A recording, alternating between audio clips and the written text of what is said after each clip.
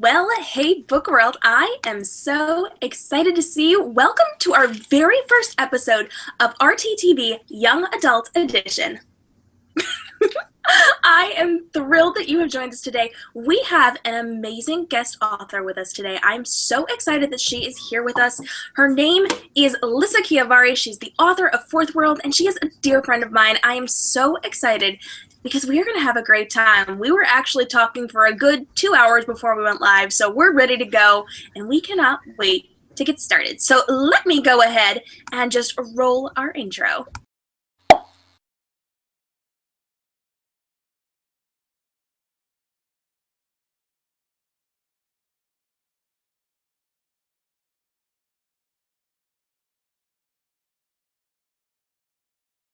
Okay, Lyssa, how are you? It's so good to see you.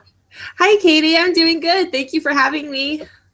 I'm so glad that you could join us, especially for our premiere episode. We have so much to talk about today, and the very first thing I want to do is jump in and hear everything about your book, but there's a little catch to it. I want to hear about your book in under 1 minute. So I know we talked in advance. Pull your phone out. We're going to grab our 1 minute timer, and we are going to hear all about your book in 1 minute or less. So, Okay. You ready? You got that up? Yep. Okay, you ready? Ready. Set, go. Okay. My new book, Different Worlds, is a novella that's a tie-in to the Iamos trilogy. It's not a direct sequel to Fourth World, but it's set in the same universe. It's set during the events of Fourth World and then partially after the events of Fourth World with two different narrators, Henry and Tamra, who are the main character of the series, Isaac's best friends. And it's the story of what happened on Mars after Isaac disappeared. So the tagline of the story is everything changed when Isaac disappears, and the book follows everything that changed during that time period. He was gone for 2 Earth years, which is roughly 1 Martian year, and lots of scary, cool things happen, and it's pretty exciting, action-packed dystopia. You did it. Good job. Well, that was pretty awesome. I am so excited because this just came out not too long ago. It's going to be a fantastic read. So thank you so much for sharing about that. Now, you know we move very fast-paced around here. We're going to play a little game. Are you up for playing Never Have I Ever confetti style? Oh, dear. I guess I'm ready as I'll ever be. Well, that's good. Do you have your confetti with you? Are you ready to go? I'm ready. Okay, so we've got our confetti. We are. I don't know what's happening. You're not on my screen right now. Oh, really? Yeah, we don't. Oh, there you go. You're on my screen. Okay. I was like, oh, glitch. Just a little glitch. We're good. Okay. So I'm gonna ask you again if you have your confetti, and I just want you to say it's right here and hold that up. Okay. Yes, it's here. I held it up, but I was quiet, so the camera didn't go to me. Okay, we're gonna do it again, though. Here we go. So, do you have your confetti ready? Yes, I do. Okay, so here we go. Never have I ever killed a character because I felt like it. I have not done that. Give me time.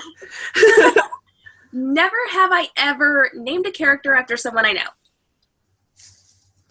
I have done that many, many times.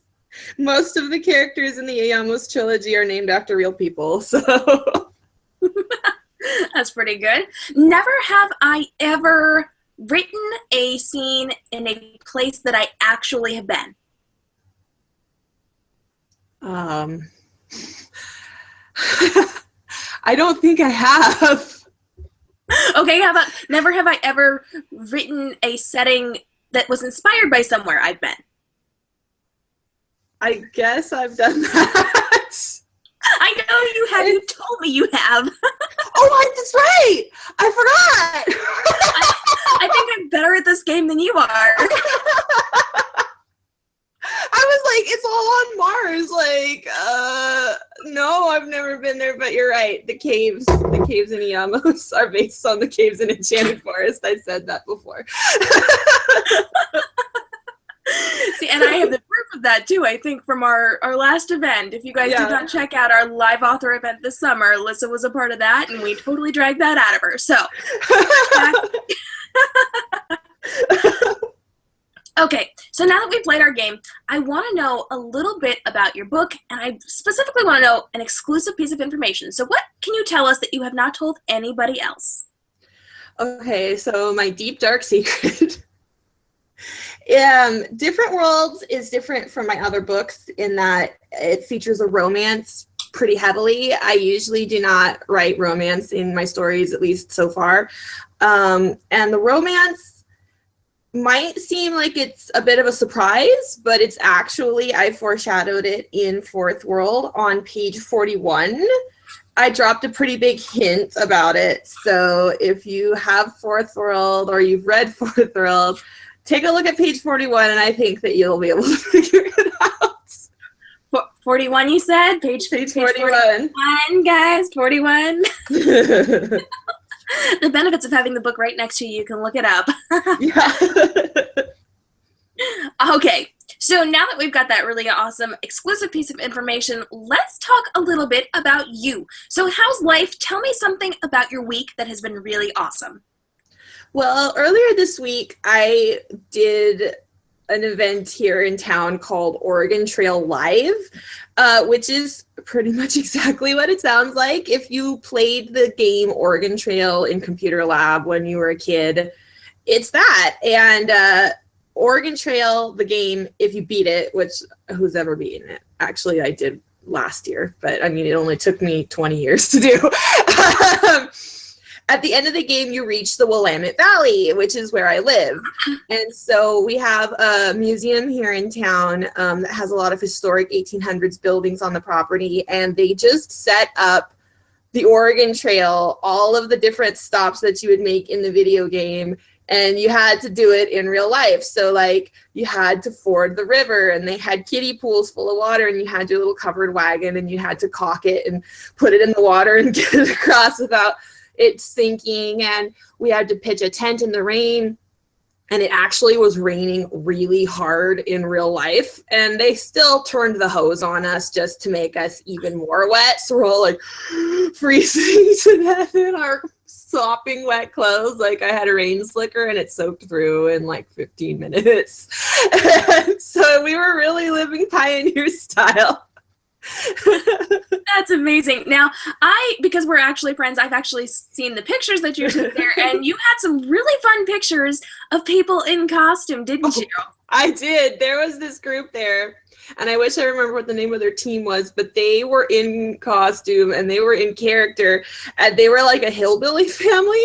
And so like the woman had like a blacked out tooth, and she was in a burlap sack, and she had a string of baby dolls hanging from her back, and she was like, "My beautiful children." And she played the banjo, and she like played it really, really well. And there was one guy who was playing the saw.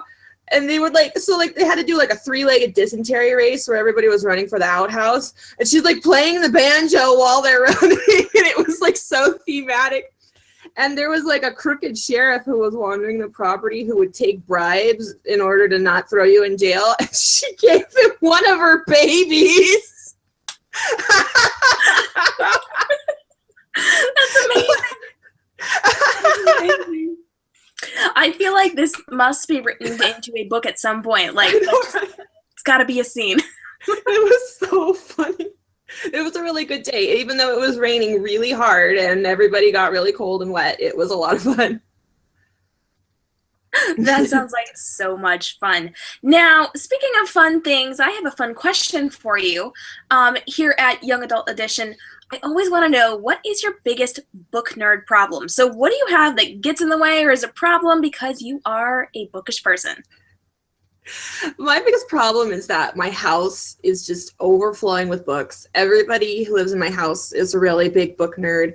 And we've got, the living room is our library. It's got a wall of nothing but bookcases. It looks like a Beauty and the Beast style. We just need the rolling ladder.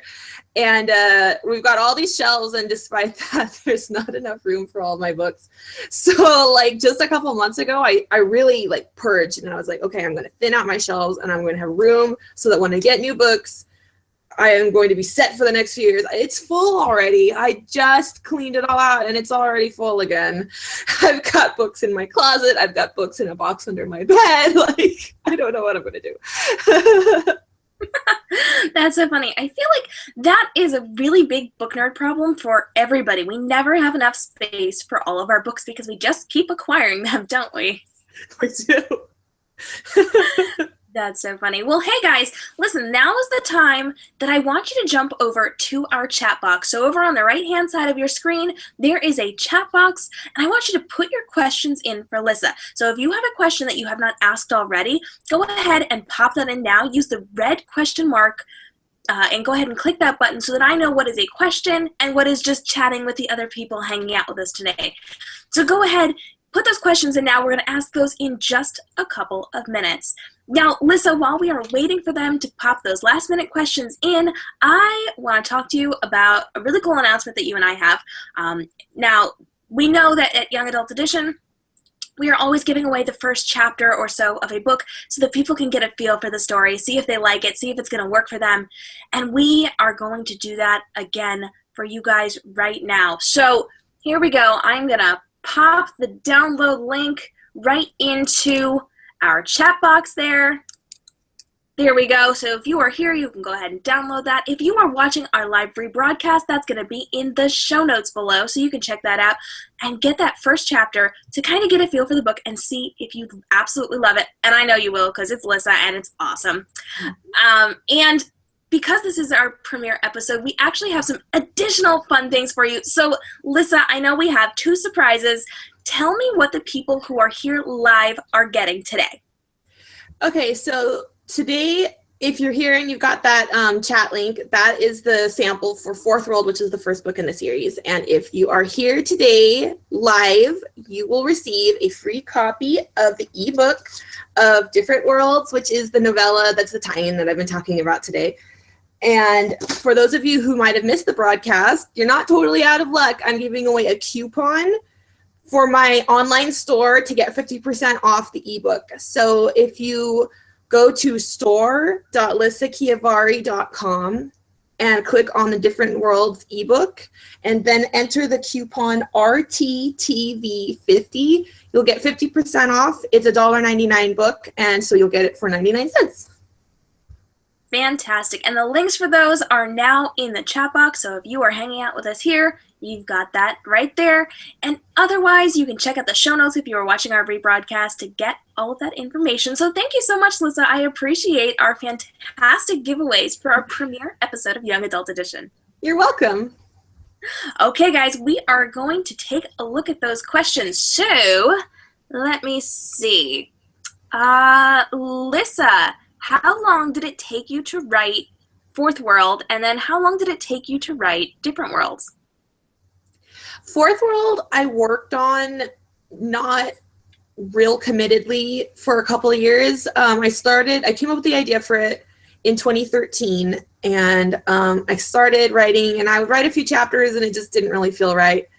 I didn't really start buckling down on it until last year, 2015. And I'd say it took me about 4 months total to write the whole thing, like once I actually buckled down and got to work on it. Different Worlds, actually, even though it's shorter, it's about 220 pages, and Fourth World is 320 pages. Different Worlds took me a lot longer to write than Fourth World did. It was just hard. Like, I don't know why. I think it's because I did an interview at one point where I said Henry was easy for me to write, and as soon as I said that, Henry became so hard for me to write. It was like, he was like, I'm not going to cooperate with you if you're going to say stuff like that. So isn't that the way it always goes? Yeah. So I think Different Worlds took me about 6 months to write, and but Different Worlds was like Fourth World. I came up with the idea in 2013. They kind of came together at the same time. Like I said, I foreshadowed it a little bit in Fourth World. So like I knew this story was coming as soon as I finished Fourth World, and so I guess technically I started working on it in 2013 as well, but I didn't really start writing it until after Fourth World came out. So Awesome. Okay, so we want to know, which of your characters do you identify with the most? If you had to pick just one, who would you end up picking? Probably Tamara. She has a lot of similar personality traits to me. Like, we both have anxiety, and we're both kind of nervous personalities who, like, might have a reputation for being goody two-shoes. But I hope that people, when they read Tamara, will like her, because she's special to me. I identify with her a lot. She's not me. She's not. Don't take it that way. But I identify with her a lot. That's so funny. Okay, so we have a question here. They want to know, where is it that you typically work when you're writing? So are you inside? Are you outside? Are you sitting by a pool? Where are you when you are working on your stories typically? Sitting by a pool. I actually am usually sitting right here where I'm sitting right now. Guys, exclusive. That is where she works. I kind of move though. Like, I'll go through phases where I sit in different spots of the house. I usually don't go out, even though I know I probably would work better, because it's pretty noisy in my house, because there's people here and there's dogs and we've got construction going on behind us and stuff. But, like, I don't know. I don't like going out because I have to get dressed and there's people and, like, I don't know. I don't like doing it. So I usually work in the house, and I'll usually sit on this couch or in the living room.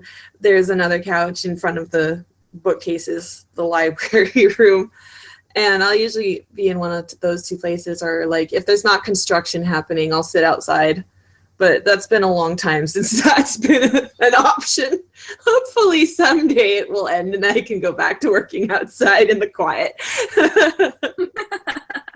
Hey, so I have an addition to that before we get to the other questions. We just asked where it is that you work. I kind of want to know, when do you work? Are you a morning writer, evening, or just whenever you have time? You know, I always was more of a night person, and I usually, like, think better at night. But since I started writing full time, like, if I'm not writing during the day, I feel like a bum. So I've been writing during the day and kind of been trying to, like, fight my night owl habits. But back when I was working, I would write at night, and I would stay up really, really late, and, like, my really good stuff would come at, like, 2 in the morning. Wow, you are a night owl. My I am. That's so funny. All right, so we want to know, do you have any information about your upcoming book? So what do you have for us? Are you working on anything new? Are you working on book 2? What do we have? Yeah, so my next project is going to be actual book 2 of the trilogy, rather than this side trip that I wasted so many months on. But the second book of the series is called New World, and we're going back to Isaac and Nadine as our narrators. And how much can I say without spoiling the first book? Can I just do, like, a spoiler alert? Like a blanket spoiler alert? If you haven't read Fourth World, don't listen to these next several sentences. So at the end of Fourth World, you know, Isaac traveled back in time to more ancient Mars, and then he and Nadine came forward in time, and a year had passed, or a Martian year, 2 Earth years had passed.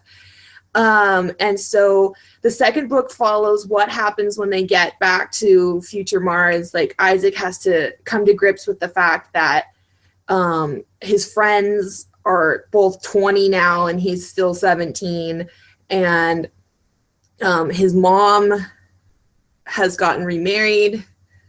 I guess that might be a spoiler, but it's not if you've read Different Worlds. And, So he has to come to grips with the fact of things having changed, and then Nadine is trying to find a way to save her people and her planet. And so she's finding herself in Isaac's position where when he traveled back in time, everything was really different. And now she's in that boat, and she has to try to learn how to survive in modern Mars. And the two of them work together to try to find a way to save both their planets, because Mars has gotten pretty wild and dystopian in the time that he's gone. And Nadine is trying to save the people who are trapped in ancient Mars when the atmosphere is degrading and they need an evacuation plan because the planet is dying. So that's what New World's going to be about.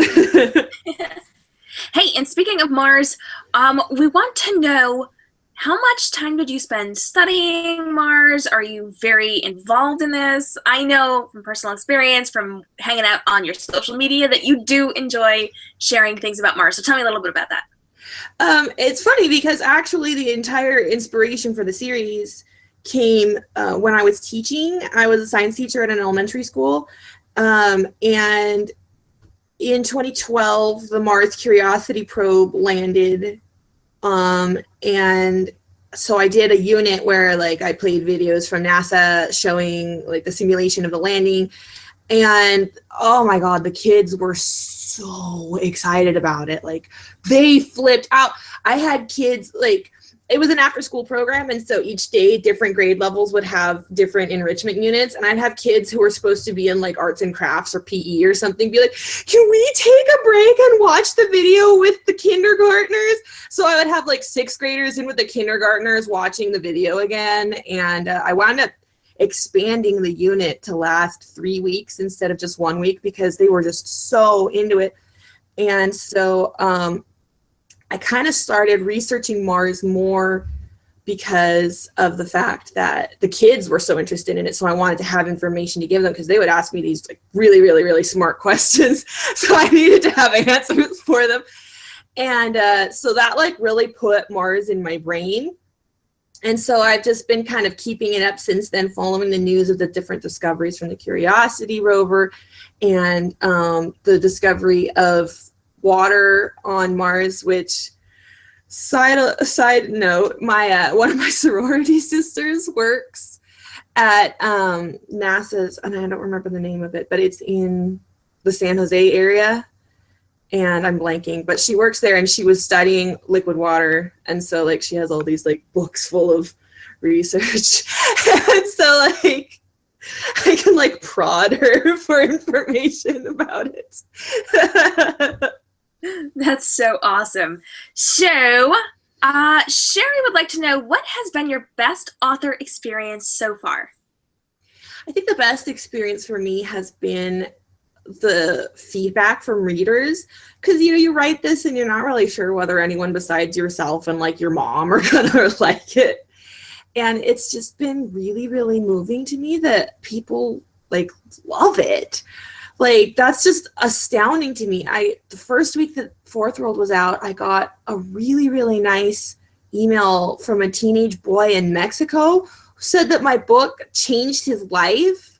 And I was like, what? Like, oh my God, it was the most special thing. I cried so hard. And then like I see people calling it their favorite book and like rereading it and stuff. And I just can't even, I can't.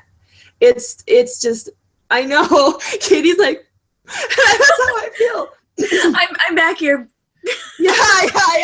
And it is just like astounding to me, like that people like it. Like it makes me so happy. That's so awesome. Hey, one last question before we wrap up. What advice would you give to a person who is aspiring to become an author? My advice would be to just hang in there. I am an indie author, and I am an indie author by choice. I knew because I've been kind of like following the industry for several years while I was just writing as a hobby and not really planning on doing it professionally. And just like looking at the climate of publishing, I was like, I think that this book is going to be best suited for indie because it's got I don't know.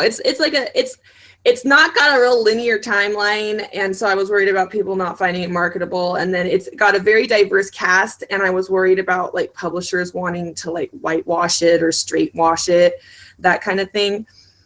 So I think that there's room for every kind of story, but you might find if you are like trying to traditionally publish, like gatekeepers might try to get in the way of your story, like, you know, this isn't going to sell, or this isn't marketable, or we don't have room for this in our catalog. And I think that with indie really taking off, and small presses and digital imprints, and there's room for every story, and you shouldn't let what other people say affect. If you want to tell the story, you should tell it. And there's all sorts of avenues for you. You know, you can try publishing with a big 5 publisher. You can try publishing with a small press. You can try indie publishing, and any one of those can be your first choice. Like, it doesn't have to be, I queried agents and they told me no, so then I indie publish. Like, indie is a perfectly acceptable first choice if you feel like that's going to be the best space for your project. So I guess keep an open mind, hang in there. Don't let what other people say affect you. Like, your story deserves to be told, so do it. That's fantastic, and that is such a great quotable too. Your story deserves to be told. So go ahead, you guys can tweet that. Make sure you are tagging Lyssa in that. And that actually transitions perfectly for me, because we are at the point of the show where we have to wrap up. So Lyssa, why don't you tell me, where can everybody find you? Give me your website and your social media. Okay, so if you want to visit my website, it's just lyssachiavari.com. And Katie probably has written my name down somewhere, so I know it's like a really hard to pronounce Italian name. And my social media is just, Twitter is at Lyssa Chiavari, and Facebook is Lyssa Chiavari Author. So pretty basic, nothing hard to remember. Yes, and those are in the chat room right now, and those are going to be dropped in our show notes as well if you are watching the rebroadcast on YouTube later on. So Lyssa, thank you so much for hanging out with us today. This has been so great. Guys, make sure you are checking out her social media. You can hang out with us on www.readingtransforms.com, and you can catch us on our social media. All of those will be dropped in the chat box and in the show notes, so you will have the links to those. Lyssa, before we go, in young adult edition fashion, we are going to be signing off with some confetti. So do you have your confetti with you? I have my confetti. Okay. So because we can only be on screen one at a time, why don't you go ahead and you throw your confetti first? Am I just throwing it? Yeah. Like, do I need to say anything? That was the best.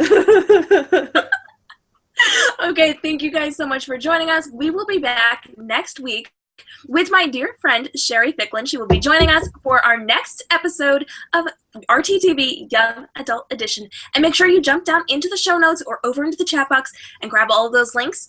And because this is our premiere episode, make sure you are grabbing that free book from Lyssa that she's been so kind to give to us. And if you are not watching our live broadcast, you can go ahead and grab that coupon code that is good until December. We will see you same time next week, and jump onto our Facebook page, Young Adult Edition. .readingtransforms.com will kick you over to our Facebook page where we drop the links every week for our live broadcast. Have a good day, guys.